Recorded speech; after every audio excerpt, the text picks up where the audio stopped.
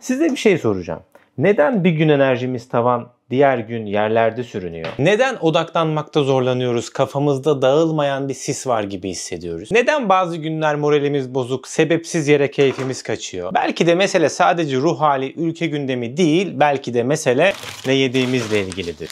Sadece ruh halimiz değil, hafıza, dikkat, odaklanma, anksiyete, hatta unutkanlık bile tabağımıza bağlı olabilir. Bu videoda beslenmenin sadece bedenimize, ruhumuza, zihnimize etkisini değil, çevresel etkilerini de, sürdürülebilirliği de, hatta yapay zekayı da konuştuk. Light ürünler gerçekten sağlıklı mı? Bağırsak sağlığı neden bu kadar önemli? Yapay zekadan beslenme tavsiyesi almak mantıklı mı gibi bonus sorular da var. Şimdi bir intro girsin, siz kanala abone olun, Konuş Onunla başlıyor.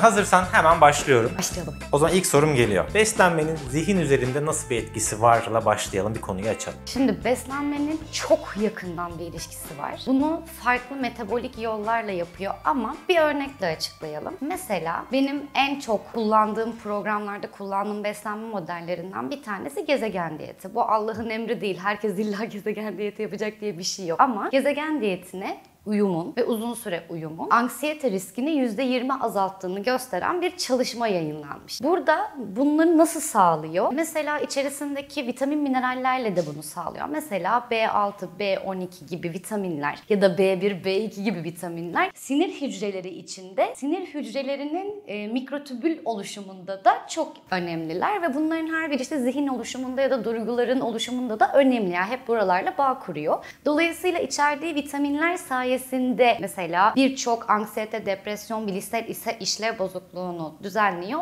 diyebilirim. Bir ikincisi mikropçuklarımız, minik mikropçuklarımız vücudumuzda bizimle beraber yaşayan mikrobiyom diyoruz biz buna. Bununla ilgili çok su götürür konuşmamız gerekir aslında ama kendisi bir böyle tek başına bölüm. Küçük bir öneride bulunabilir miyim? Tabii. Mikrobiyomla alakalı Hack Your Health diye bir belgesel var. O belgeselde minik mikropçukları harika anlatıyorlar. Hatta keşke Türkiye'de de böyle bir sergi yapsak dediğimiz bir sergi var. Spoiler ama ne olduğunu söyleyeceğim serginin. Müthiş anlatıyor ve bağırsağımızda yaşayan ya da bedenimizin tamamında yaşayan işte o minik mikropçukların bizi nasıl ya da sağlığımızı nasıl etkilediğini şahane anlatıyor ve 7'den 70'e böyle minik minik animasyonlar var. Orası muhteşem bir şey. Ben burayı kapattım ama bu mikrobiyom üzerinden işte zihne de ya da bilişsel işlevlere de etki ediyor besinler. Hatta işte serotonin var, GABA diye bir molekül var, dopamin diye bir şeyimiz var mesela, molekülümüz. Mesela bu moleküllerin birçoğu bakteriler sayesinde bağırsaklarımızda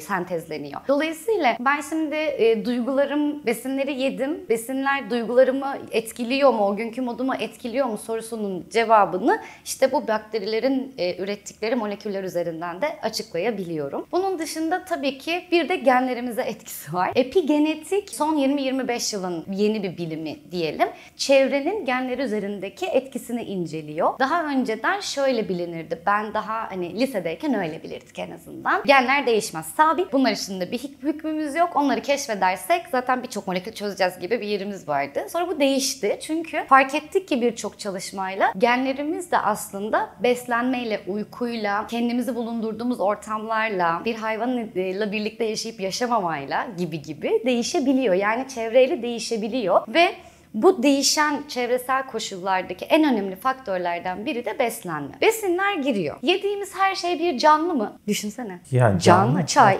İçtiğin, yediğin, ağzından içeri giren her şey bir canlı. Canlı olmayan bir şey yemiyoruz biz ve onların her birinin dolayısıyla geni var ve onların da içeriye girdikten sonra parçalandıkları moleküllerle bizim moleküllerimizin birleşmesi, genlerimizdeki bazı kodları diyeyim, bazı bölgeleri aktifleştirip aktifleştirmemesi üzerinden de besinler etki ediyor. İşte bunların her biri nedeniyle ve bu metabolik yolaklarda keşfedebildiklerimiz kadarıyla şu an artık çok net diyebiliyoruz ki beslenme duygu durumumuzu, bilişsel işlevlerimizi kesinlikle etkiler.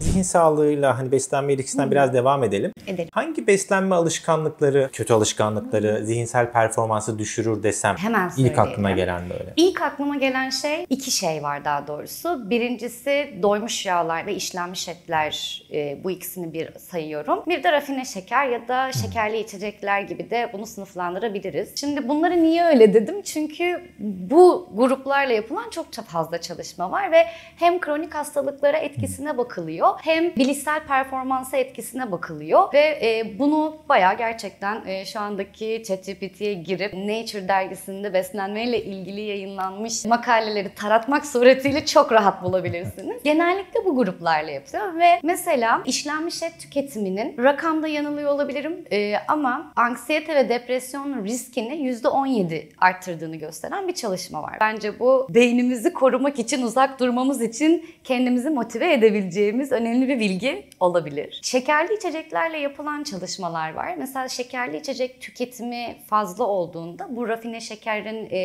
kan şekeri dalgalanması yapması ve başka birçok bir şeyle açıklanır. Ancak şekerli içecek tükettiğimizde gene anksiyete riskinin yükseldiğiyle ilgili çalışmalar var. Bunun dışında bir tek bilişsel performans olarak bakmamak lazım. Mesela yine şekerli içecekler akne üzerinde de etkililer ve her gün 100 mililitre ki bu bir çay bardağı kadar eder. Şekerli içecek tüketildiğinde, şimdi herkes şöyle bir günlük ne kadar şekerli içecek tüketiyorum diye düşünsün. Şekerli içecek tüketildiğinde akne riski özellikle de şu bölgelerde artıyor. Yani dolayısıyla demek ki bu şekerli içecekler ya da onların içerdiği besin ögeleri vücuda girdiğinde bir şey yapıyor ve belli döngülerin dönmesini farklı şekillerde sağlıyor ve bunun sonucunda da vücudumuzda işte inflamasyon dediğimiz bağışıklık yanıtı gerçekleşebiliyor. Bu zaten hep gerçekleşen bir şey ama bunlar bu yanıtın artmasına neden olabiliyorlar ve vücut bir yerden bir sinyal veriyor. İşte hani bu yağ birikimi de olabilir, sivilce de olabilir, bağırsaklardaki iltihaplanmış hastalıklar da olabilir. Hatta çalışmalar bize çağımızın vebası da olarak bilinen kanserinde aslında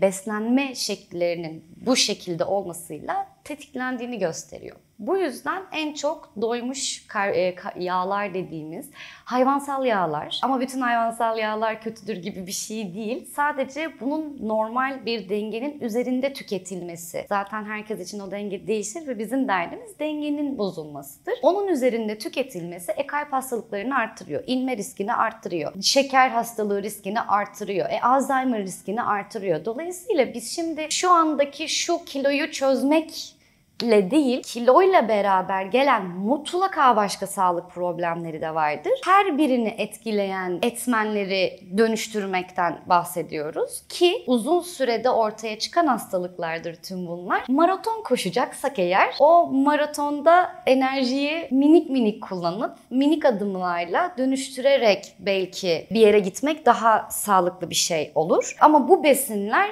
kesinlikle uzun dönem az önce bahsettiğim hastalıkların tamamı, hani anneanne hastalığı diyebiliriz ya, değil aslında, çok daha küçük yaşlarda da görülebiliyor ama yaş arttıkça artıyor. İşte ileriye yatırım, bunları tüketmemek, bu hastalıklardan korunmak, hatta bu hastalığa sahip kişilerin tedavilerine de destek olabiliyor. Beslenme işte bu yönüyle bir tek zihni bilişi değil, bedenin bütün sistemlerini etkiliyor. Çünkü beden bir bütün ve bir döngüyse hepsi birinci adımda değilse 7. adımda da bir şekilde birbirini etkiliyordur. Soracağım ama küfür etmeden yanıt vermen lazım. Gönder gelsin. Bu sohbeti yaparken... Göğsümde yumuşatıp tekrar sana doğru getireceğim söz. Bu sohbeti yaparken şekerli kahve içiyor olmama ne diyorsun? Afiyet olsun.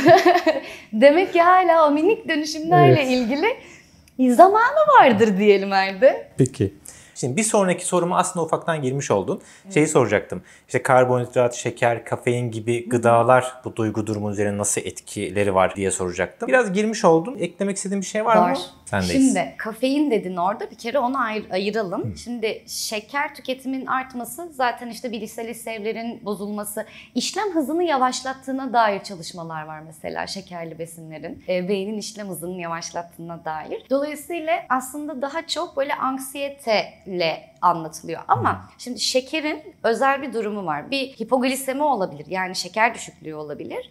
2, Hiperglisemi olabilir, şeker yüksekliği olabilir. Bir de sürekli bunların arasında geçişlerin etkisine bakmak önemli olabilir. Hipoglisemi yani yetersiz besin tüketildiğinde ya da kan şekeri herkeste olmaz bu arada ama şeker düşüklüğü hani bir hastalık olarak da hani konumlandırılabilir ama sonuç olarak kan şekerinin düşükte seyretmesi durumuna hipoglisemi denir. Şimdi hipogliseminin uzun devam ettiği durumlardaki burada aralıklı açlık şu sistemleri var ya işte oranın bir sistem olduğunu hatırlatmak istiyorum. Çünkü uzun süreli açlık aslında şeker düşüklüğüne uzun süreli. Bu da anksiyete, panik hali, bu gibi durumları arttırıyor. Bu hipoglisemi durumunda. O yüzden aralıklı açlıkları yaparken de belli sistemlere dayandırmak, bedenin ihtiyaç duyduğu ham maddeyi ve belli durumu kendi bedenimi gözeterek bu aralıklı oruçları ve benzeri sistemleri uygulamak çok önemli. Çünkü kaş yapalım derken göz çıkabiliyor. Hiperglisemi durumu, kan şekerinin yüksekliği durumu. Bunda da böyle yorgunluk, uyuşukluk, sürekli bir depresyon hali. Aslında bu daha böyle bir etki yapıyor ya da sinirli. Mesela ailesinde varsa tedavi olmayı çok da tercih etmeyen ya da ilaç kullansa bile beslenmesini regüle etmeyen bireyler kan şekerleri dalgalanmalarında aşırı sinirli olurlar. Ve diye bilinirler. Aç kaldı mı kendinde değil. Orada o dalgalanmaları yaşıyor çünkü aslında ya da hiperlipidemi, hipoglisemi durumunda. Bir de dalgalanmanın sürekli devam etmesi durumu var. İşte o da ne oluyor? Ben kan şekerimi yükseltecek, glisemik indeksi yüksek dediğim karbonhidratları tükettikçe sürekli kan şekeri peak yapıyor. Kan şekeri peak yapıyor. Ondan sonra tekrar onu regüle etmek için bir sürü insülin salgılanıyor. Onlar tekrar düşürüyorlar. Ama bu sefer diyorlar ki ben salgılandım hadi bana karbonhidrat gönder kardeş diyorlar. Ve sonra ben bir daha şeker alıyorum ve sürekli bir dalgalanma hali. Bu da beynin hipokampus bölgesini etkiliyor. Ne demek bu? Öğrenme gitti, hafıza gitti. Dırırırıt. Şeker kısmı böyle. Sormak istediğin bir şey var mı şekerle ilgili? Sadece şeyi söyleyeceğim. Sanki sorularımı biliyormuşsun gibi böyle pas atıyorsun. Tam diyecektim. Kan şekeri dalgalanmalarını konuşalım diyecektim. Onu yapmış oldum. Oraya Süper gelmiş oldu. oldum. Tamam. O zaman dalgalanmalardaki en önemli şey öğrenme hafıza. Şimdi o dalgalanmayı alıyorum. Kafeini de normal dozda tüketmek var. Bir de normal dozun üstünde tüketmek var ki bir normal doz dediğimiz şey aslında bazı çalışmalara göre 300 mg kafein, bazı çalışmalara göre 400 mg. Ama sonuç olarak bu demek oluyor ki 2 kupa falan. Hani 3 belki. Bir de böyle çay tükettimse, yok işte efendim kola tükettimse sonuçta bunlardan da geliyor kafein. Kafein sadece kahveden değil. Dolayısıyla buradaki tüketimin bir dozu var. Bu dozda tutmayıp yukarıda tüketirsem aynı şeker dalgalanmalarındaki gibi bir sonuç görülüyor. Ne oluyor? Odaklanma gidiyor. Ki zaten şu anda hani odaklanmanın azalmasına sebep olan çok fazla uyaranla karşı karşıya olma çağında yaşıyoruz. Dolayısıyla odaklanmayı arttırmak için kafeini bir kere kesin dengelemek gerekiyor görünüyor. Tabii odaklanmanın gidiyor olması ayrı bir şey. Gene sürekli böyle bir hop hop haller. Dolayısıyla bilişsel işlevde aslında yine şeker dalgalanması gibi benzer etkiler. Bu hafızayı ve öğrenmeyi de etkiliyor diyebiliyor muyuz? O halde diyebiliyoruz. Ki çalışmaları da var bunun. Kafein tüketimini akşam 12-1 gibi max yattığımızı varsayıyorum. 16'dan sonra tüketiyor olan kişilerin hafızalarına aldıkları şeylerin sayısı azalmış. Bir doz aşımı etkili burada. Bir de saat etkili kafeinde. Dolayısıyla ben kendi bedensel performansımın, bunu beden zihni bir bütün olarak kullanacağım. Bunun kelimesi yok Türkçemizde henüz ama Alper Hasanoğlu tanımlamıştı ve orada ben de artık öyle kullanıyorum. Vücut olarak konuşur bunu. O yüzden bütün vücuda etkisi var mı bu kan şekeri dalgalanması ve fazla kafeinin? Var. 16'dan sonra değil, dozu da işte 2-3 orta kupanın üzerinde değil. Ama ben bu kahveyi normal dozda yani sağlıklı doz dediğim yerde tüketirsem işte o zaman da bilişsel performansları arttırdığını görüyoruz. Odaklanmayı arttırdığını görüyoruz. Ya bayağı 180 derece etki ediyor. O yüzden her zaman doz bizim için önemlidir. Bir besin iyi mi kötü mü? Bu önemlidir. Bir de şimdi Erdin'in bedeni ne kadar kahveyi tolere ediyor? Mesela. Biliyor musun bunun cevabını? Bilmek istemiyorum şu anda. Şu an değil. Hayır şu an konuşmak istemiyorum.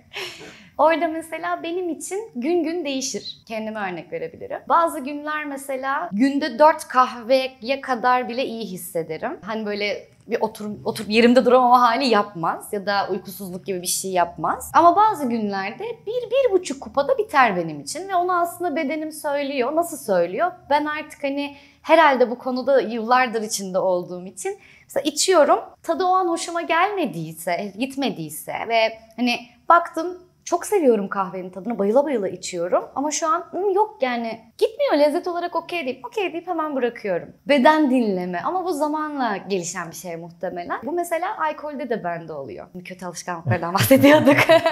Atlayayım alkole. Konuşabiliyor muyuz alkole? Tamam. Alkolde de aynı şey oluyor mesela. Kendi beden deneyimimde gene aynı şey. Mesela arkadaşlarla oturuyoruz. Bir tane işte marka söyleyebiliyor muydum? Birası içiyorum. Lezzet olarak bayılıyorum.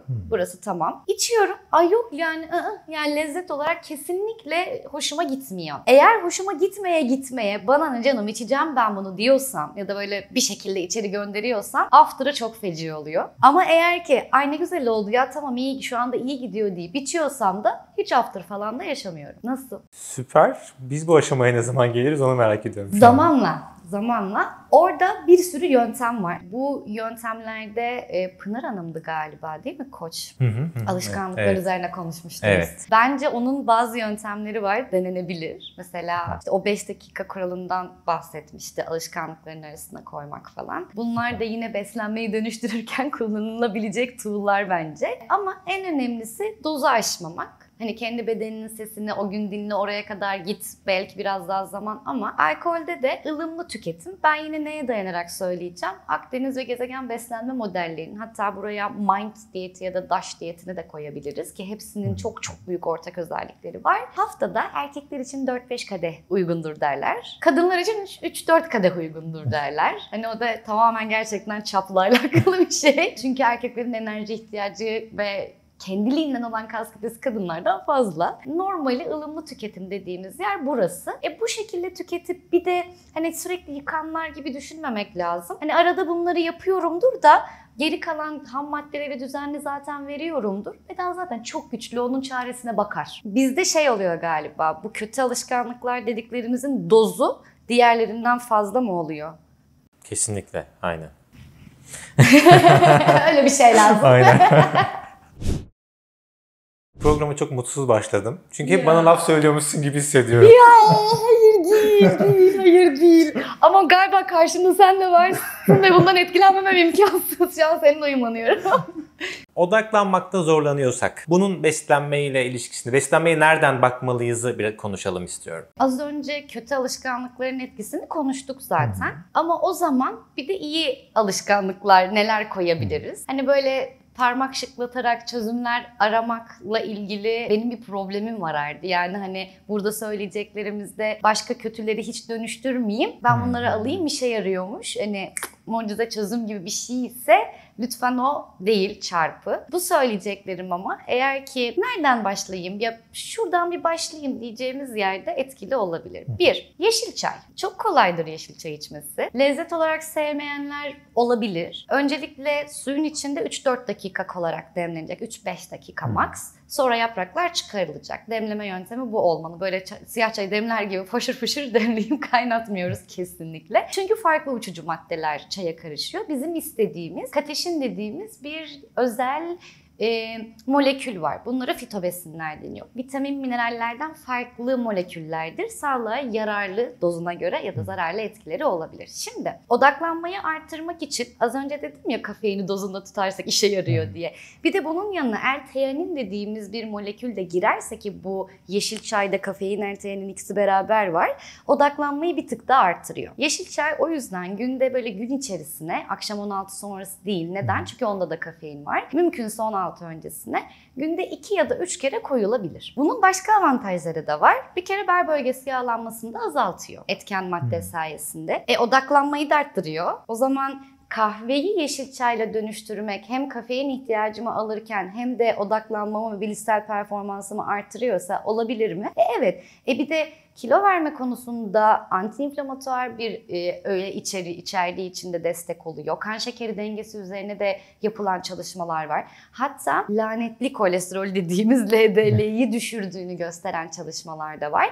Trigliserit yüksekliğinde ya da karaciğer yağlanmasında bu yağlanmayı yine aynı benzer yolaklar üzerinden azalttığını gösteren çalışmalar da var. Bence bir kan sulandırıcı etkisi var. O yüzden hani atıyorum kan sulandırıcı ilaçlar kullanılıyorsa ya da kanama hastalıkları gibi hastalıklar varsa hani her besin herkese iyi gelmez. O kişiler uzak dursun. Emziklilik döneminde ve gebelik döneminde tüketilmez. O kişiler uzak dursun. Bir de annede eğer meme SEA öyküsü olan, meme kanseri öyküsü olan varsa uzak dursun. Her besin herkese iyi gelmez. Ama hiç böyle bir öykü yoksa o zaman tercih edilebilir. Ben tadı sevmiyorum. Çok karşılaştığım bir şey. Çünkü siyah çaya çok alışkınız. Aynı çay ama aynı bitki ama farklı. Benim favorim içerisine böyle ananas koymak, kuru. Tarçın tadını çok severim. Bir de üzerine tarçın eklenirse mesela tarçının da olumlu etkilerinden faydalanılmış olur. Hatta zencefil güzel bir fikir. Mide bağırsak problemleri olanlar varsa zencefilin aynı zamanda sindirimi destekleme etkisi de vardır. Hatta gebelerin böyle bir kulantı kusması olduğunda bile kullandığımız takviyelerden biridir zencefil bizim. Yatıştırıcı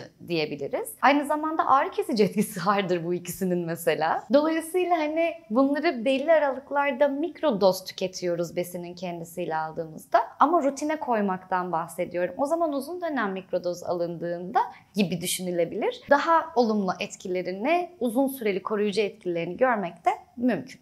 Bir yeşil çay. 2. B grubu vitaminleri aşırı önemli. B grubu vitaminleri derken B6, B9, B12 gibi kaynaklardan bahsediyorum ama bütün B grubu vitaminler aslında vücuttaki döngülerde her yerde görevliler ama beyin içinde, odaklanma içinde çok önemliler. Çünkü hani mesela B1 ve B6 oranı düşük çıkan kişilerde yine anksiyete, depresyonun arttığı ya da bazı inflamatuar hastalıkların mesela kadınlarda PCOS, endometriozis gibi arttığı gözleniyor.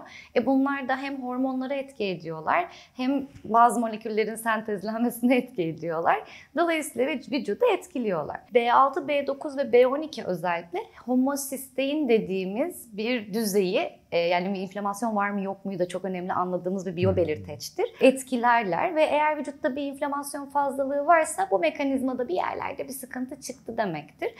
Tabii ki bu odaklanmayı da etkiler. Dolayısıyla bu grup vitaminleri almak önemli. Bu grup vitaminleri belli aralıklarla multivitamin ya da takviye ve benzeri bakıldıktan sonra alınabilir. Ama en önemli kaynakları da tam tahıllar, yeşil yapraklı sebzeler ve baklagillerdir. Ben karbonhidrat yemiyorum, sevmiyorum, karbonhidratı keselim de kilolar verelim kısmına bir eleştirim var. Çünkü böyle bir dezavantajı var. Dolayısıyla hani bizim karbonhidratlardan kaçmamız değil de kompleks karbonhidrat dediğimiz lifli, tam tahılları, baklagilleri ve özellikle koyu yeşil yaprakları bu 3 grubu günlük içeri atıyor olmamız aşırı önemli. Çünkü performans için lazım. Yoksa yok. Omega 3 burada bence takviye alınabilir. Hani çünkü burada omega 3 ne kadar aldığımızla beraber omega 6 dediğimiz yağ türüyle omega 3'ün oranı birbirine daha önemli inflamasyon oluşmasında. Bu da beynin işlevi için çok çok önemli bir şey. O yüzden bu omega 3'leri dışarıdan almayı bizim toplumumuz için ben önemli buluyorum. Çünkü çok fazla kırmızı et, çok fazla peynir, çok fazla süt tüketiliyor. Bunlar öcüdür demiyorum. Sadece bunu dengeleyecek ya da ayçiçeği yağı mesela tüketiliyor. Omega 3 dengesinde bozukluk var. Bu ikisinin oranının 1'e 3, 1'e 6 gibi olması gerekiyor. Ben okuldan mezun olurken 1'e 51, 1'e 48 olduğunu Türkiye'de gösteren çalışmalar vardı. Şu an daha iyiyiz bu arada. Rakamı hatırlamıyorum. %20 civarlarına falan gelmişti yanılmıyorsam. Ama hala çok uzağız. Dolayısıyla bu dengenin sağlanması birçok şeyi iyi geliyor. Yine aynı yeşil çay gibi odaklanmada iyi, bağırsak sağlığında iyi etkisi var, cilt için iyi etkisi var, göz için iyi etkisi var. Dolayısıyla omega 3'ü kullanıyor olmak da yine mutlaka ama birinin önerisi ve kontrolüyle yüksek dozları değil ama günlük dozlarıyla omega 3'ü ben tavsiye ederim. Üzerinde GMP yazar, IFOS yazar. Bu onayların olduğu dilediğiniz fiyat performans istediğinizi alabilirsiniz. Bir de omega 3'ü buraya koyduk. Bunları doğal yoldan almanın en önemli kısmı da yine odaklanmayı da arttırmak için ve birçok şey için aslında şu sebze meyveyi her gün yemeyi öğrenmek. Şu tabaktaki gökkuşağından biraz bahsedelim. Ya tabaktaki gökkuşağı mı olur, leğendeki mi olur? Yani hani şu gökkuşağı önemli. Hani bütün gökkuşağının rengini içeriye atmak ve mevsiminde bunu yapmak aşırı önemli. Hatta böyle bir tane şef danışanım var bu aralar kendisiyle hani program içerisindeyiz. Ya dedi hocam dedi ben dedi bir tane iş mi kursam dedi. çok da iyi bir şef. Mesela dedi sebzeleri evde tüketmekte zorlanıyorum ya dedi. En büyük problem de onlarda çıkıyor bu arada. Çalışan herkeste, öğrencilerde. Ya en büyük problem gerçekten şu sebzeyi içeri nasıl göndereceğim kardeşim ben her gün. Hani bunun rutine koymak bence birçok şeyin çözümü. Yapsak mı böyle vakumlu poşetlere belli tarifler? 30 güne birer tane paket millet atsa hani takviyeyi alıyorsa hazır paketleri de alır. Dedim valla sen böyle bir işe gir. Ben danışmanlık yaparım. Gerçekten büyük problemlerdi. Sen nasıl çözüyorsun? oluruz biz de ona muhtemelen. Değil mi? Nasıl çözeceksin ya? Her gün o sebze yemeği nasıl çözeceksin? Senin var mı mesela uyguladığın bir yöntem? Biz şey yapmayı deniyorduk eşimle ama o da çok sürdürülebilir olmuyor. Hani ikimiz de çalışıyoruz vesaire diye. İşte alıyoruz. Aslında bir nevi onu yapıyorduk. İşte paketliyoruz, hazırlıyoruz falan böyle. Ama hani o da bir yerde kopabiliyor. Bir yerde kopuyor aynen. Bu sebze meyveler gerçekten ham madde kaynağı. Yani sebze yoksa sağlık yok. O yüzden hani bana şey de gelen oluyordu mesela. Bazen sert bir dille söylüyor olabilirim. Ben zaten sebzeyi yiyerek zayıflayacağımı ya da iyileşeceğimi biliyorum. Bunu yemek istemiyorum ve bunu nasıl çözeceğimi bana söyle. Böyle bir grup var. Çok üzgünüm arkadaşlar. Henüz onu bulamadık. Yani nötrogenetik çalışıyor bununla ilgili. Bir şeyler çıkacak mutlaka. Ya hatta doğal beslenmek bence önümüzdeki yılların lüksü haline gelecek gibi görüyorum. Dilerim olmaz. Yani dilerim şu yeşil dönüşüm bir şekilde, farklı şekilde çoğalır da farklı şekilde ilerleriz. Ama gerçekten bu bir dert. Ama şu an elimizde bunlar var. Pazara gidebiliriz. Eve internetten sipariş edebiliriz. Ama o sebzeyi yemiyorsak arkadaşlar, üzgünüm sağlık yok. Kilo vermekte bir kısım kısa süreli mümkün olabilir bu arada. Yani belli sistemlerle kilo verirsiniz. Ama o kiloyu verdiğinizde zihninize ne oldu? Beyninize ne oldu? Cildinize ne oldu? Kalbinize ne yaptınız? Bağırsaklarınız ne durumda? İşte bunları da gözeterek bakmak önemli. Böyle bakarken sebze yoksa sağlık yok. Üzgünüm. Öğreneceğiz. Bunlar odaklanma için, hani ki bir tek odaklanma için değil, gördüğünüz gibi bir sürü yere gidiyor. Must diyeceğim şeyler. Bunu yapmanın birinden başlansa zaten değişimde başlar. Başlıyor. Şimdi biraz bu hani beden zihin konuştuk. Şimdi burada bir duralım. Bağırsak sağlığı neden bu kadar popüler hale geldi diyeceğim ama son zamanlarda mı geldi? Biz mi bunu yeni öğreniyoruz, yeni duyuyoruz bilmiyorum ama neden bağırsak sağlığı bu kadar önemli? Bunu konuşalım. İki dediğin için de aslında önemli. Birincisi teknolojimiz ve yapılan çalışmalar mikrobiyota ile ilgili. Son dönem çalışmalarında çok arttı. Tabii ki var 90'larda yapılmış şeyler ama daha çok 2000'lerden sonra, hatta 2010 sonrasında bu yönlü çalışmalar daha çok arttı. O da aslında insanlığın geliştirebildiği teknolojiyi bu yönlü kullanmaya daha şimdi başlaması. Gen testlerinin artması, daha farklı matematiğin daha kullanılmaya başlaması. Yani burada şeyi söylemek önemli olacak galiba. Önceden biz hani Kartezyen düşünce nedeniyle parçaları öğreniyorduk. O parçaların işlevlerini öğrenip diyorduk ki işte karaciğer hücresinin de bağırsak hücresine bakıyorduk. Oradaki epitel hücresinin işlevini öğreniyorduk ve o zaman bütün bağırsağa bunu uyguluyorduk gibi hani bir ilerleyişimiz vardı ve parçaları tanımlayarak bütünü açıklamaya çalıştığımız bir bilim evrim sürecindeydik. Şimdi bağlantısallık önemli oldu. Bu yeni perspektif bir Türker Kılıç'ın deyimiyle paradigma değişimi getirmesi bekleniliyor ki bence getiriyor. Ben bunu duyduğumda dedim ki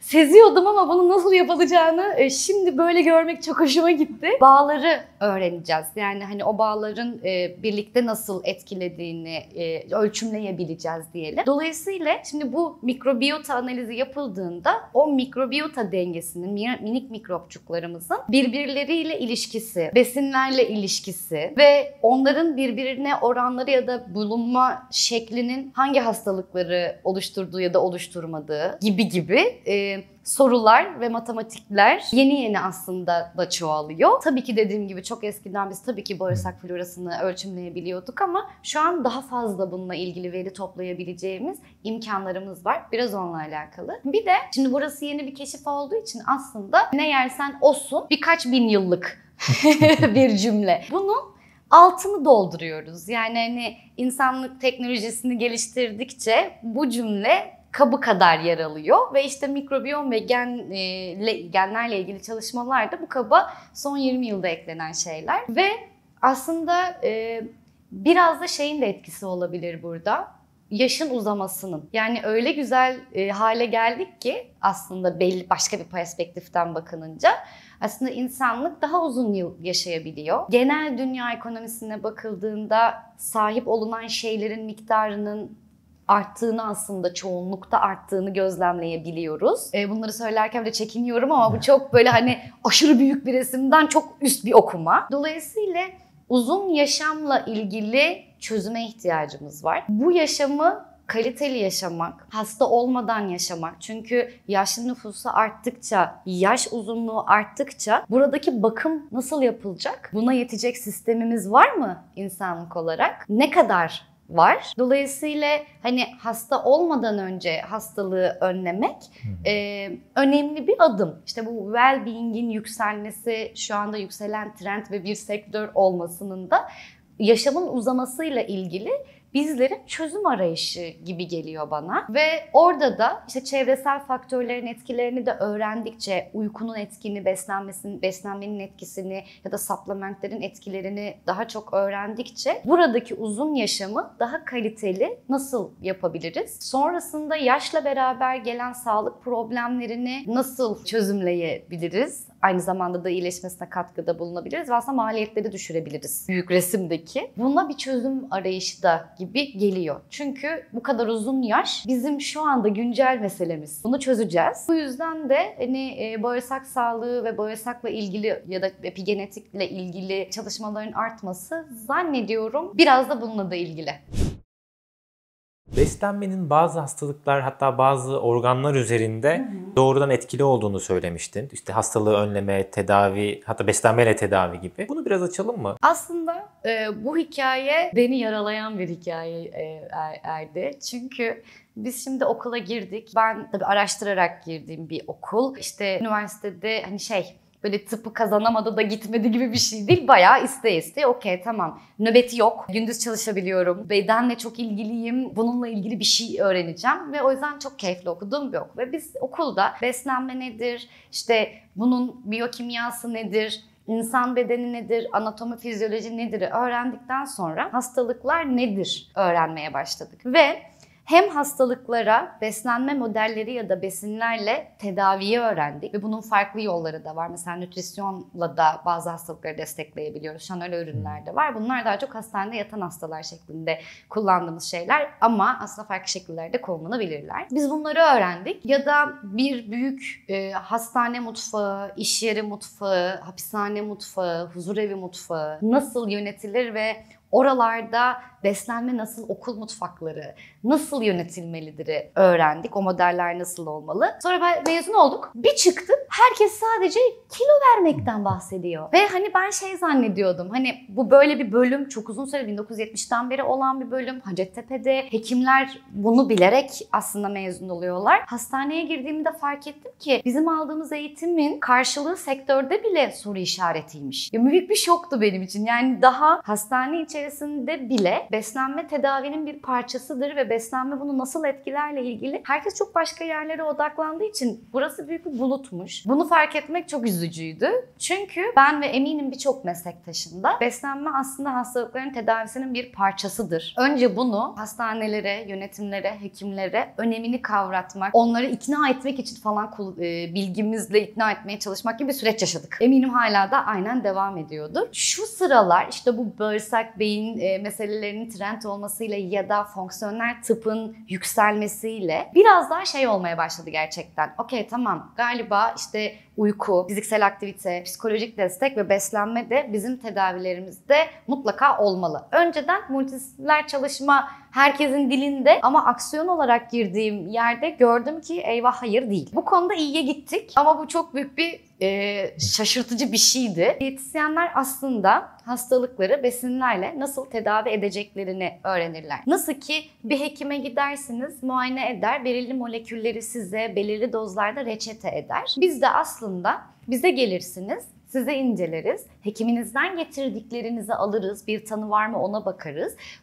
Bu bilgileri birleştirip deriz ki şu besinleri şu miktarda tüketirsen işte kaç tane problem varsa işte kilo var, kolesterol yüksek, karaciğer yağlanması var, akneleri var ve saçı dökülüyor. Tüm bunlar için nasıl bir beslenme yapalım ya da hangi beslenme modelini kullanalım, bunu nasıl şekillendirelim? Bu problemleri parça parça hepsi çözülecek. Yani hani ve bazen de hani en akut alandan genelde başlarız. İşte mesela diyaresi vardır kişinin, oradan başlarız.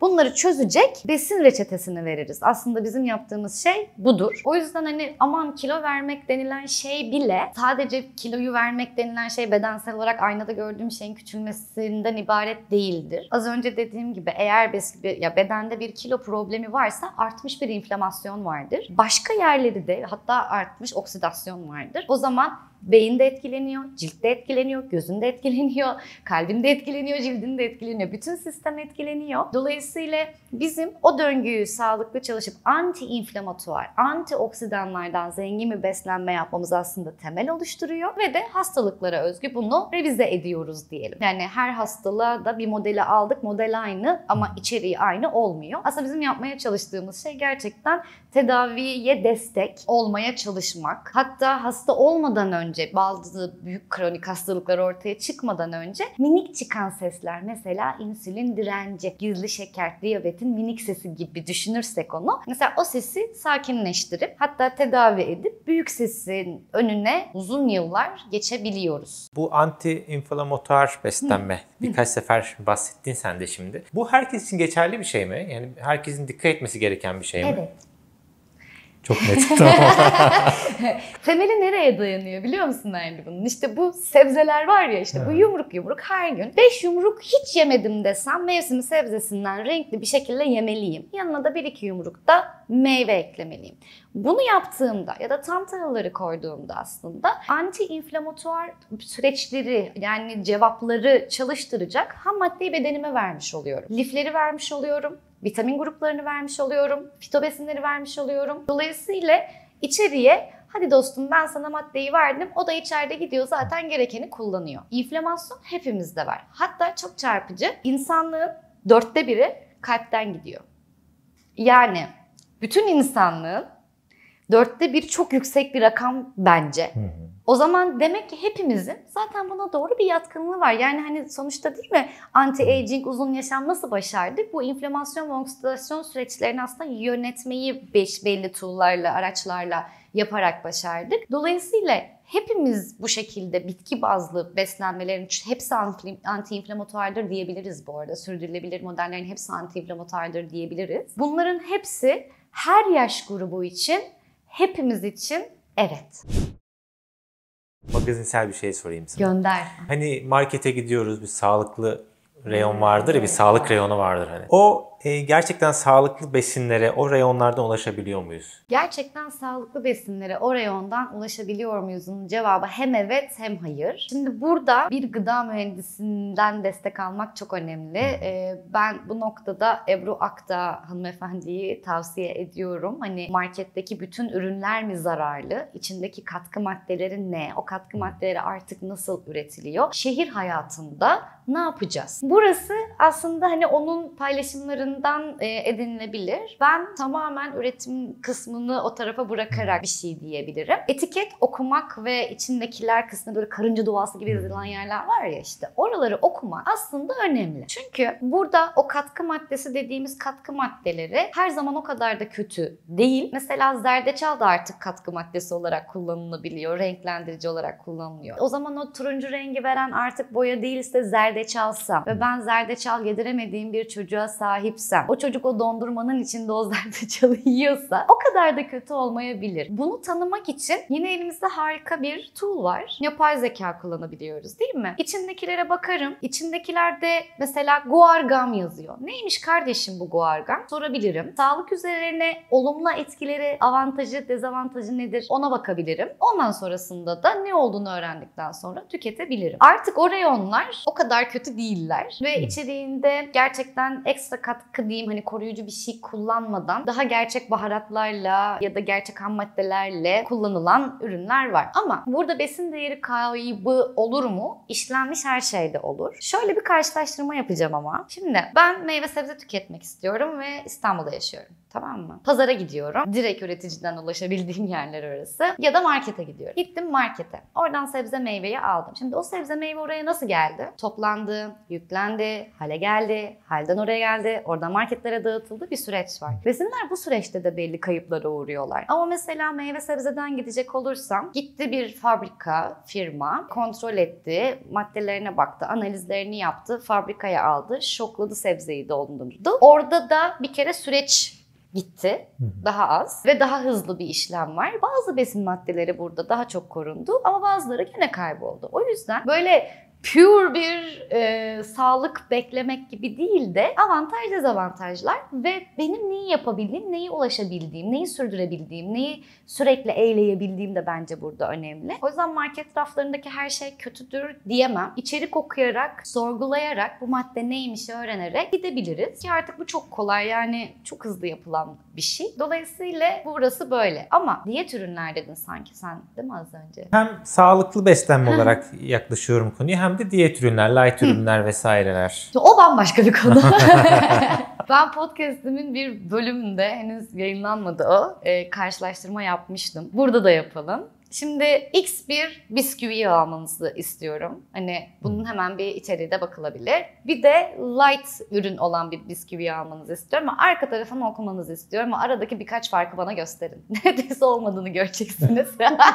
O yüzden iyisi mi? Yani orada hani tabii ki daha iyi doğru içerikler var ama diyet denildi mi bir ikisini karşılaştırın. Hepsinde aynı şey değil. Ama neye bakabilirim? Hani o diyet kelimesi, mesela yağı azaltılmış sütler, diyet ürünler diye geçiyor. Aslına bakarsak herkes için iyi bir şey değil bu arada. Ama bakıldığında eğer ki kişi mind diyeti yapacaksa, DASH diyeti yapacaksa, ki bunlar genellikle tansiyon ya da kalp hastalıklarında kullandığımız beslenme modelleridir. Hatta Alzheimer ve demans gibi bilişsel işlev bozukluğu olan hastalıkları da tedavi ettiği, hatta önlediğine dair çalışmalar da vardır. Bu tedavi ettiği kısmı ilaçları bırakıyoruz, sadece beslenme yapıyoruz değil. Bir ekiple beraber gidiyoruz. Zaten gerekli etkiler görüldükçe hekim değiştirir. Onu oraya kapatalım.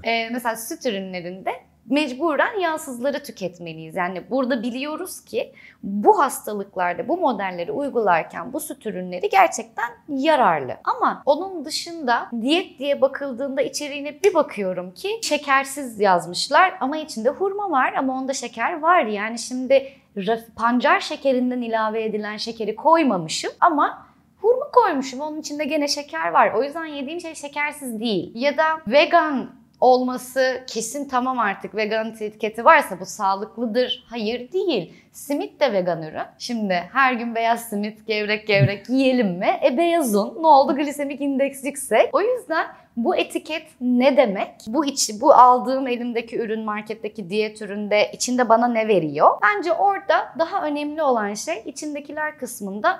Mesela pancar şekeri kullanılmış bir şey mi tercih etmeliyim? Hurma ya da elmanın kendisinin mi? Hurma ya da elmanın. Çünkü hurma ya da elmadan aldığım lif miktarı bundan fazla bir kere. Böyle farklılıklar var ama dediğim gibi paket okuyup ne demek istemiş, gerçekten içeriğinde o var mı yok muyu biraz ayırt etmek, yani burada sağlık okuryazarlığı meselesi var yerde, hani herhalde o önemli olacak. Bu da bence YouTube'la artık çok kolay, yani birçok şeyi ya da hem dinleyebiliyoruz hem de gerçekten yapay zeka tool'larla işler çok kolay. Sadece gerçekten sağlıklı soruyu sormak orada önemli. Bir de manipüle etmeden soru sormak önemli.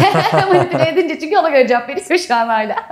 Bu konunun devamı olarak burayı Olur. biraz deşmek için şeyi de sormak istiyorum. İnsanlar sağlıklı beslenmeye, diyete vesaire yöneldikçe bu pazara da dönüyor eş zamanlı olarak. Dolayısıyla döndü, evet. Dolayısıyla sağlıklı beslenme pahalı olmak zorunda mı? Kısmını da bir konuşmak lazım. Konuşalım. Buna öncelikle bir Eat Lancet, yani gezegen diyetiyle ilgili yapılmış bir çalışma var. Yani sürdürülebilir diyetler gerçekten ekonomik mi değil mi kardeşim diye bakmışlar. Yine aynı maliyet çalışması Akdeniz beslenme modeliyle de var. Bir çalışmada Akdeniz diyetinin ortalamasının 3.3 ila 14 euro arasında günlük maliyetinin kişi başı olduğu biliniyor. Gezegen diyetinin de Hindistan örneği, ama gezegen diyeti yani Hindistan'da yapılıyor. 3 ila 5 dolar arasında kişi başı günlük maliyeti gezegen diyetinin olduğu görülüyor. Demek istediğim şu ki, hangi ülkedeyiz ve hangi ülkede, hangi bölgedeki insanlar için konuşuyoruz. Bu gerçekten fark ediyor. Ve maalesef obezitenin en önemli sorunlarından bir tanesi de yoksulluk. Zaten sürdürülebilir kalkınma maddelerinin 17'nin 12'si beslenmeyle ilişkili. O yüzden yoksulluğun hepsi birbirine döngüsel, işte bedenimizdeki döngü ve ilişkisi var. Ne yazık ki bunun etkisi var. Ama 3-5 doları bizim ülkemiz için bile baksak, aslına bakarsan bir kişi için günlük maliyet olarak bir kişinin bir günlük beslenmesi için hiç de fena değil. Yine de burada hani önce olumsuzluğu söylemiş oldum ama yine gezegen diyetine bakıldığında 1,6 milyar insan için uygun ekonomik bir diyet olmadığı bir çalışmada söyleniyor. Yani aslında burada evet biz Akdeniz beslenme modeli, gezegen diyeti, DASH diyeti, MIND diyeti, bunların ya da anti-inflamatuar beslenme, dediğim gibi bunların her biri belli problemleri çözüyorlar. Büyük oranda bitkisel bazlı beslenmeyi söylüyorlar ve yerelindekiyle beslenmeyi söylüyorlar. Hani burada biz sağlıklı kalmak için ne yapılabilir konuşuyoruz. Dolayısıyla pazardaki fiyatlar böyle oldukça sağlıklı beslenmek daha pahalı olabiliyor. Ama benim şöyle bir tezim var. Diyelim ki sağlıksız neler yiyoruz? Örnek vereyim. Cips yedim, kola içtim ya da işte X bir yerden bir öğün için diye düşünüyorum şu anda. Hani öğrenci arkadaşlarımın da aldığı bütçelere bakarak dürüm yedim. O dürümü yemeyip pazara gitseydim, pazardan muhtemelen 2 günlük yemeğimi alabilecektim. Yani hani o dürüm bütçesi taze fasulye ve yanına işte bezelye gibi 2 günlük yemeğimi yapabilecek şeyi bana bence sağlıyor olabilir. O yüzden beslenmede bir de böyle bir taraf da var. Yani hani neyi değiştireyim? Tamam, o zaman o dürümü yemek yerine 2 günlük sebze yiyerek başlayabilirim. Mesela bu bir dönüşüm olur. Kendi bütçeme göresini konuşurum. Kendi çapım kadar burada ne yapabilirime bir bakarım. Sonuçta beslenmeye bir bütçe harcıyorum. O bütçeyi hani hem sağlıklı da olsun ama aynı zamanda pratik de olsun ama aynı zamanda da lezzetli de olsun. Ne yapabiliriz? Yani aslına bakarsan bizim danışmanlıkta yaptığımız şey bu sorulara birlikte cevap aramak ve bu süreçte yol arkadaşlığı yapmak. Yoksa hani sadece bilgiyi vermek gibi bir şey değil. Bu yönüyle bakıldığında kendi ekonomime göre dönüştürebilirim. Gezegen diyetinin daha büyük bir maliyetine, hastalıklara maliyetine bakıldığında mesela şöyle bir çalışmada yine anksiyete riski bahsetmiştik. %20 gibi bir oranda azalttığını. 60 yaşın altındaki inme riskini %41 azaltıyor. Şimdi bir de böyle bir etkisi var. %41. Hatta bu çalışma bir de 11 yıllık bir kohort. Bu da demek oluyor ki 11 yıl boyunca insanlar bu diyete uyum da gösterebiliyorlar. Şimdi biz ne arıyorduk? Uzun süre bizimle kalabilsin, uygulanabilsin, yerelimdeki besinlerle mümkünse olsun ki bu en sürdürülebilir beslenme şekli. Bir de işte bazı işte dış moleküllerden, onlardan, bunlardan, bulaşanlardan uzak olsun. O zaman da gene yerel beslenmeyi mevsiminde beslenmek yine bize avantaj. Ya da işte diyabetten beni kurtaracak ileride. Yani daha uzun bir maratonu koştuğum yere bakarsam bugündeki belki vereceğim şu an için belki 200 TL, 300 TL'lik bir pazar alışverişi, bir sebze alışverişi tüm bunlarla ilgili etki ettiği için bence ekonomik kısmını değerlendirirken biraz böyle bir perspektif daha uygulanabilir geliyor bana. Ama dediğim gibi yoksulluk dünyanın çözmesi gereken müthiş önemli problemlerden biri. Biz burada hani sağlıklı beslenmek pahalı mıyı konuşurken hala daha sanitasyon problemiyle ölen çocuklar var bu gezegende. Dolayısıyla hani biz hep mecburen yerimize göre konuşuyoruz ama kesinlikle şu andaki obezitenin artmasının da sağlıklı beslenme ya da hastalıkların, kronik hastalıkların artmasında tamam bilgi, eğitim çok önemli. Bunu yapabiliriz ama buna ulaşılabilir olması da çok önemli ki sürdürülebilir bir hal alsın. Çözüm önerebildim mi bilmiyorum Erdi bu noktada sana. Çözüm önerebildin ama biz biliyorsun şikayet etmeyi seven toplum olduğumuz için çözümümüz beklemiyorduk. Biraz öyle. Ama bu bir problem. Yani evet, pahalı mı? Maalesef. Şimdi gündemden 2 tane soru soracağım sana ama olur. Ona geçmeden önce sormak istiyorum. Sen önceki sohbetimizde senin yapay zekayı da aktif kullandığını falan öğrendiğim için yapay zekadan işte beslenme tavsiyesi almak güvenli mi? Yapay zekayı bu süreçte nasıl kullanabiliriz? Bir yapay zekayı da sorayım sana. Sor. Yapay zeka ile ilgili araştırmaları ve çıkan şeylere bayılıyorum. Şu anda Google aman tanrım neler yaptı. Ve bunu nasıl kullanabiliriz kısmı beni çok merakımı cezbediyor gerçekten. Biz mesela danışanlarımla süreçlerimizi bazılarıyla, hepsiyle değil, GPT'ye kaydederek götürüyoruz. Seansları kayıt altına alıyorlar. Ben zaten onlara beslenme dokümanlarını notlarıyla, dikkat edecekleriyle, miktarlarıyla, yüzdeleriyle, her matematiksel hesaplarıyla aslında veriyorum. Onların her biri zaten bizim için sürekli bana soruyor kişisel sorusunu. Biz kaydediyoruz. Bana soruyor, kaydediyoruz. Ama bunu yaparken de öncelikle yorum kattırtmıyoruz. Sonra bilimsel bakış, bilimsel araştırmada makale taraması nasıl yapılırın cevabını aslında anlatıyorum. Bu yüzden bence çok insan tarafından uygulanabilir. X bir alanda istatistik kullanarak ya da X bir alanda tez yazmaya çalışmış üniversite öğrencilerinin tamamı bunu yapabilir demek. Çok büyük bir örneklem demek bence. Orada önemli olan sınırlarını doğru belirlemek. Hala daha birebir doğru sonuç veriyor vermiyor kısmı ünlemdir. O yüzden hani bunu hep bir yine de teyit etmek önemlidir öne alarak gitmek bence önemli. Ama kullanılıyor işte bu şekilde. Ve diyoruz işte mutlaka belli işte dergiler var. Mesela Nature gibi, Nutrients gibi, Molecules gibi. Bunlar bizim için kanıt düzeyi ya da Lancet yani hepimizin bildiği. Bu dergilerin ya da bu sitelerin kaynaklarını sadece kullandırtıyorum. Ve mutlaka de sormalarını söylüyorum bir şeyi araştırırken. Avantajı var ama dezavantajı da var mı? Varsa onu da bana getir. Çünkü bunu işte Akdeniz beslenme modelinin avantajı var mı? Var. Dezavantajı var mı? Bazı insanlar evet onlar için var. Ya da ketojenik diyet. Bilişsel performanstan bahsettik. Bazı çalışmalarda ben burada lifler, Akdeniz bitki bazı vıdı vıdı dedim ama ketojenik diyetle ilgili yapılan bazı çalışmalarda da bilişsel işlevleri arttırdığını farklı metabolik yollarla gösteren çalışmalar var. O yüzden ben hangi perspektiften sorarsam dedik ya az önce manipüle ediyor etmeden sormak diye. Her iki tarafı da sormak önemli. O yüzden bence soru sormayı bilen, hani her yönüyle soru sorup hani çerçeveyi doğru kurgulayabilen herkes sorabilir. Ama şöyle bakıyorum. Google vardı bundan birkaç sene hatta ay öncesine kadar.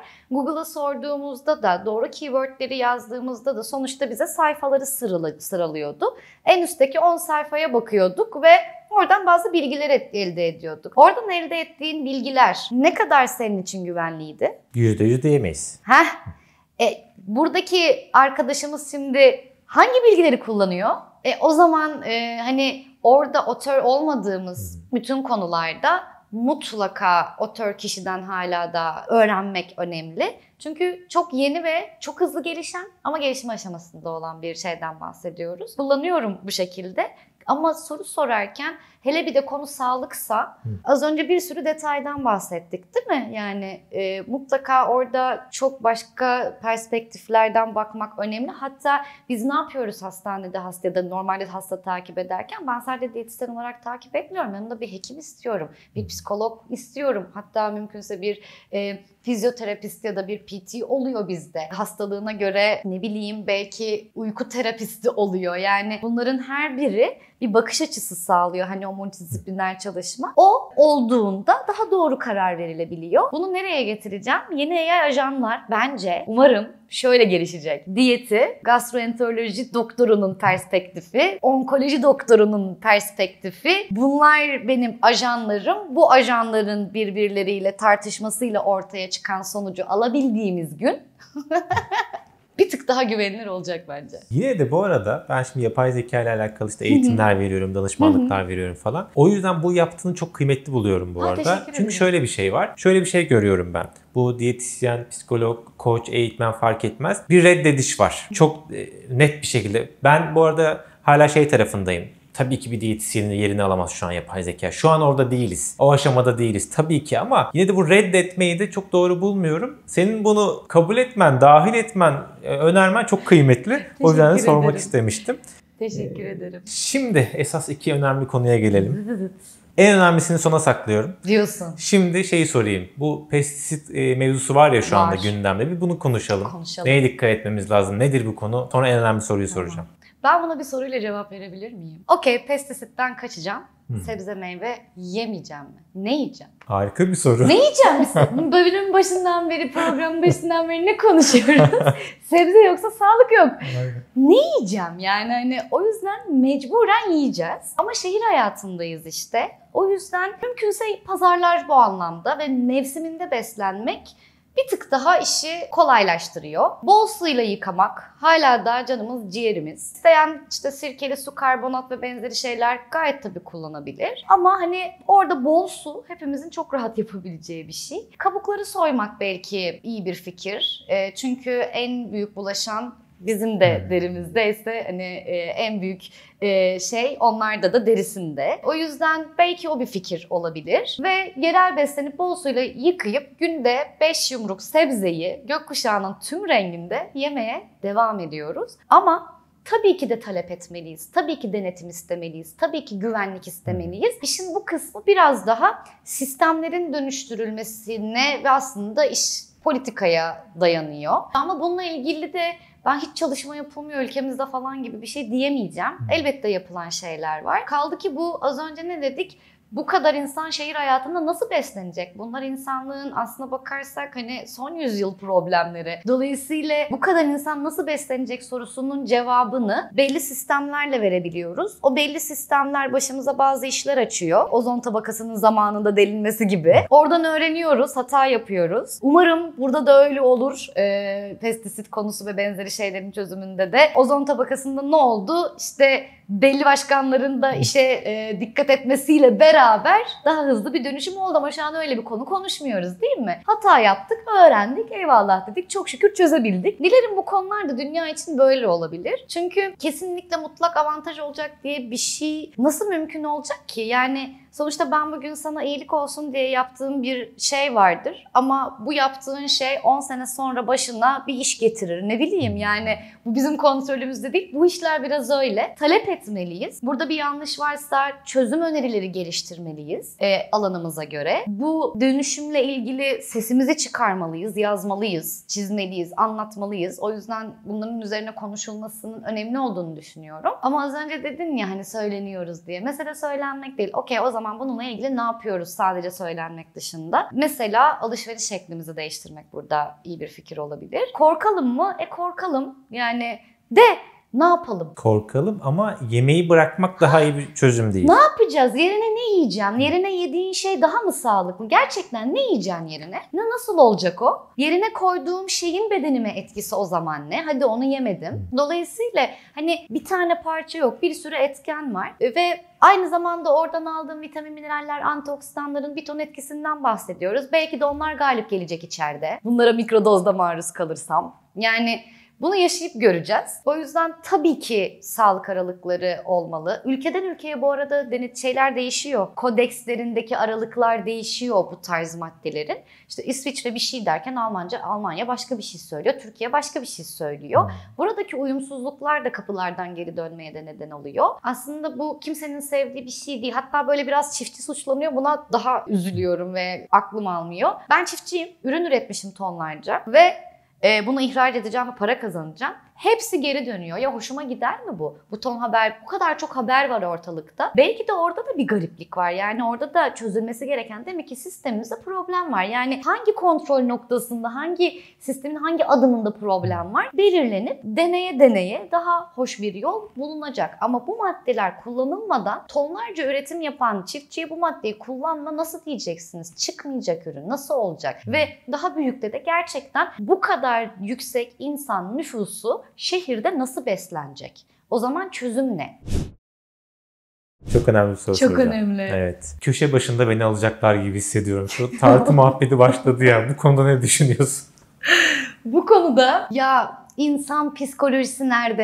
Yani o insanın o kiloda olmasına sebep olan şeyler ne? Nasıl hissediyor? Çok üzücü buldum. Ben çünkü çok yani öyle algılanması gereği hastane içerisinde şanslıydım. Birçok doktorla birçok farklı tedavi ekibinde de yer aldım. Ama en çok obezite tabii ki hastalarım vardı. Hem cerrahi sonrası öncesi hem gastroenterolojinin yaptığı yöntemler var. Hem sadece diyet ve egzersiz yani obezite obezitenin 3 basamağının 3 basamak tedavisini de yıllardır takip ediyorum. O kadar başka yerlere gidebiliyor ki o insanın o kiloyu alması. Ay kendini de tutamadı, yiyemedi falan değil. Artı çok uzun zaman için, yani 20 sene bir hastam vardı mesela. 20 sene bu problemi çözmeye çalışmış kadın. Yani başka yan hastalıkları da var ama yani sürekli dalgalanmayla birlikte uğraşmış bir kadın. Ve siz öyle bir insanı alıp bir de, ya yıllarca herkes onun bedeniyle ilgili bir sürü bir şeyler zaten söylemiş. Alıp bir de, ya bilmiyorum, ben denk gelmedim.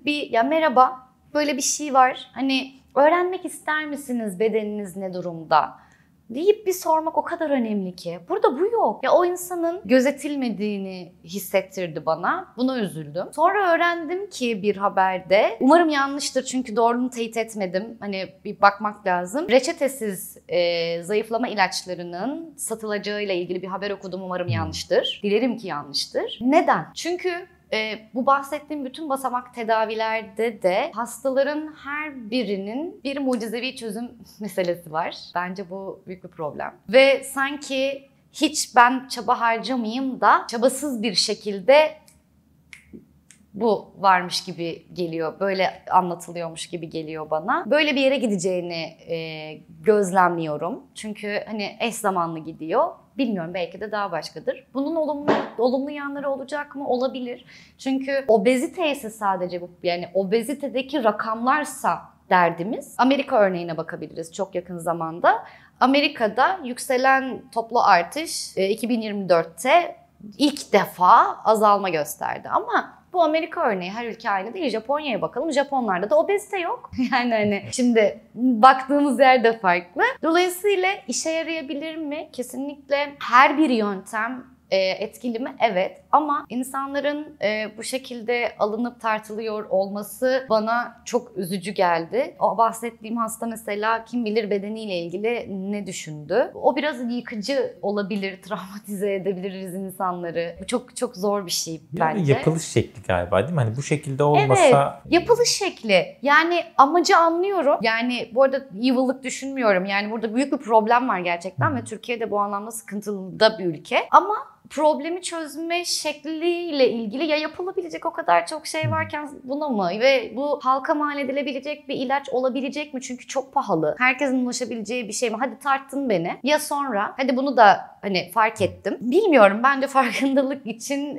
olmamasa iyi olacak bir şeydi. Hem yapılış şekli biraz işte bana da sıkıntılı gelmişti. Hem de şeyde güvensizlik var. Yani bunu yapıyoruz da nereye bağlayacaklar acaba güvensizliği var maalesef. İki taraftan bana da sıkıntılı gelen bir konu. O yüzden kaçıyorum böyle köşe bucak beni yakalamasınlar diye. Kaç yakalarlarsa ne yapacaklarını bilmiyoruz evet. Çünkü. Mesela şeyi bilmiyorum. Reddedebilir, ben tartılmak istemiyorum diyebiliyor muyum? Tabii ki diyebiliyorum. Herhalde bilmiyorum diyebiliyorsundur. Orada bir bağım var yani, tabii ki diyebiliyorsundur. Yani ama oradaki yaklaşım bence çok önemli. Yani hani nasıl yaklaştı? Ufak bir örnek vereyim. Ben işte bir spor eğitmeni arkadaşım. Yıllar önce de birlikte çalışmıştık. Ben hani yakın zamanda semt değiştirdim. O yüzden hani tekrardan yakınlaştım. Aynı mahalleye geri döndüm. Ve onunla dedik ki ne güzel olur. Hani birlikte bir işbirliği yapalım. Kendisinin bir pilates stüdyosu var ama sadece pilates değil, fonksiyonel egzersizler yaptırıyor. Benim alanımla da çok ilgili. Dedim ki ya mahalleye de gelmişken dedim şöyle yapabiliriz tekrardan dedim. Ben dedim senden gelecek 10 kişiye ücretsiz bir şekilde gelsin. Vücut analizini yapayım. Tahlillerini getirsin bakayım ve hani hangi takviyeleri kullansa iyi olur ve bedeninin neye ihtiyacı var bir durum belirlemesi yapıp hani bir yıllık böyle şunları başlayabilirsin.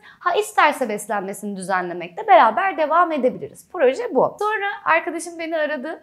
Dedi. Bende de insanlara hani vücut analizi deyince insanlar korkuyor, kaçma. Bir kişi gelmedi biliyor musun oradan? Ve çok şaşırdı o. Ben şaşırmadım. Çünkü yıllar içerisinde biliyorum ki o anda o insanın o beden algısıyla yüzleşmeye motivasyonu da bıraktım da ya kolay mı insanın cesareti kendisine? Yok Yani belki cesareti yok, belki zamanı değil. Diyorum ya çok farklı olabilir ki aslında orası bakıldığında bayağı daha ağırlıklı günlük bedenini işte aktif tutmak için kendi öz bakımına değer veren bir grubun geldiği de bir yer aslında çoğunlukla. Hani orada obezite hastalarının tedavisi amaçlı bir egzersiz yapmıyoruz. Ortalada örneklememiz de sonuçta bu kişiler. Ki öz bakımı da yüksek kişi, yani kendine spora gidip bakıyorsa o zaman kendiyle yüzleşebilir gibi düşünülebilir mesela. Olmadı. Ya da mesela yine aynı şekilde hastane içerisinde check-up çalışmasıyla böyle bir şey yapmıştık. İnsanlar o an gerçekten yüzleşmek istemiyorlar. Ya da mesela kızlardan biri tartıyla ilgili bir şey var. Bir deneme yapacağız. Diyorum ki kızlara